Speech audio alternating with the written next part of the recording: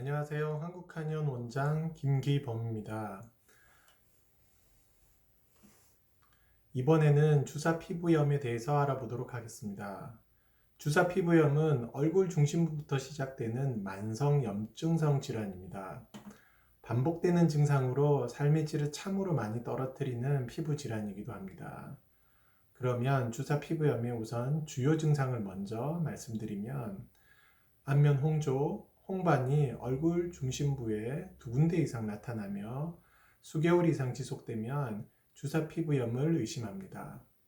안면 홍조 후 모세혈관이 확장이 있는지도 살핍니다. 구진, 면포, 농포와 같은 오돌토돌한 발진이 나타나게 됩니다. 염증 반응이 발생하며 여기에 모낭충이 활동하면 염증을 크게 악화시킵니다. 더 진행하면 피부 조직이 비류와 같은 딸기코, 피부가 귤 껍데기처럼 되는 섬유성 조직이 나타나게 되며 증상이 심해지면 안구충혈, 결막염과 같은 눈의 증상도 나타나게 됩니다. 주사 피부염이 힘든 이유가 이러한 증상들이 장기간 지속되는 점입니다.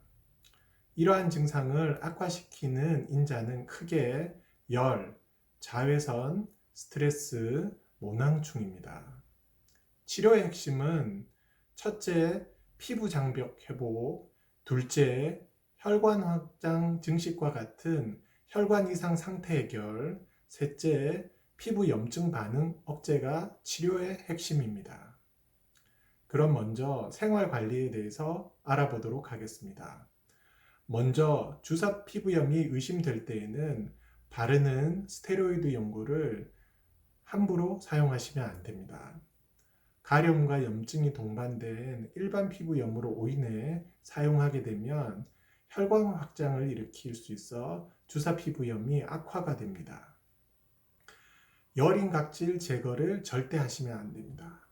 스크럽, 필링 제품을 사용하시면 안 됩니다. 얼굴이 깨끗하지 못해서 나타난 증상으로 오해해 각질을 제거를 하시려고 하는 환자들이 많으신데 피부 장벽을 더 약하게 만들어 외부 유해 물질 침투를 쉽게 해서 증상을 악화시킬 수 있습니다. 각질은 보습크림과 같은 방법으로 피부 보습을 통해서 해결해야 됩니다. 뜨겁거나 차가운 물로 세안하시면 안 됩니다. 뜨거운 물은 더 좋지 않습니다. 혈관 확장과 홍조, 홍반 증상이 더 발생하게 됩니다. 피부 장벽이 약하신 분들은 차가운 온도에도 피부가 반응해 따갑거나 가려운 증상이 나타날 수 있습니다. 제일 안전한 방법은 미온수로 세안을 하시는 겁니다. 고양이 세수처럼 부드럽게 세안하시는 게 도움이 됩니다. 세안의 구체적인 방법은 본인의 피부 타입에 맞춰서 하셔야 됩니다. 16가지 피부 타입 중에 크게 지성인지, 피부가 건조한지, 또 유해 성분 저항성이 예민한지, 그렇지 않은지를 구별해서 하시면 도움이 됩니다.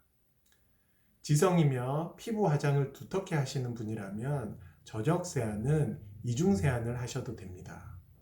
건조하며 피부 화장을 하지 않거나 두텁게 하지 않으시면 가볍게 미온수로 세안을 하시면 됩니다. 피부 장벽이 약해진 경우 세안 후 바로 연고나 보습크림을 바르지 않고 본인의 피부 상황에 맞춰 15분이나 30분 후 자연 건조 이후에 크림을 바르셔서 불편하지 않은지 시간을 체크하시어 사용하시면 됩니다. 증상이 호전될수록 세안 후 보습크림이나 연고를 발라도 불편하지 않은 시간이 30분에서 15분, 10분으로 줄어들게 됩니다. 그러면 적극적인 치료 방법에 대해서 알아보도록 하겠습니다. 양방피부과에서는 이미 알고 계시듯이 염증과 혈관 신생을 억제할 목적으로 항생제를 사용하며 가려움을 줄여주는 목적으로 항히스타민제를 사용합니다. 염증을 줄여줄 목적으로 소염제, 말초혈관 확장을 억제할 목적으로 혈압약의 한 종류인 베타 차단제를 요즘 많이 사용합니다. 국소도포제로는 이버액틴 크림이나 피메크로리무스 연고를 많이들 사용하십니다. 그러면 또 다른 치료 방법인 한의학적 접근에 대해서 알아보도록 하겠습니다. 여러 동영상에서 언급해드렸듯이 주사 피부염은 피부 장벽 회복, 혈관 이상 상태 개선, 피부 염증 억제가 가장 큰 핵심입니다. 악화인자도 열이라고 말했듯이 얼굴 표면에 발생된 열을 제어하는 게 가장 큰 핵심입니다. 열로 인해 홍조와 홍반이 발생이 되며 또 열로 인해 말초혈관이 확장하여 화끈거림이 생깁니다. 가려움증도 발생되고 말초혈관이 확장이 되면 환자의 면역 반응 이상이 많아지고 커진 혈관의 반응이 발생이 되어 염증이 쉽게 나타나게 됩니다. 염증이 반복되어서 나타나면 섬유성 조직이 생겨 귤껍데기와 같은 비류가 딸기코와 같은 비류가 발생이 됩니다. 염증이 눈으로까지 확대될 수도 있습니다.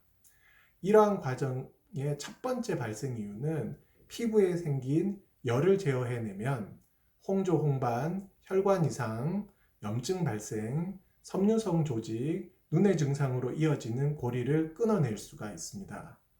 안면부의 열의 발생은 한의학에서는 몸속 내부에서 그 원인을 찾습니다. 환자마다 얼굴 안면부로 전달되는 열을 각기 다 다르게 봅니다.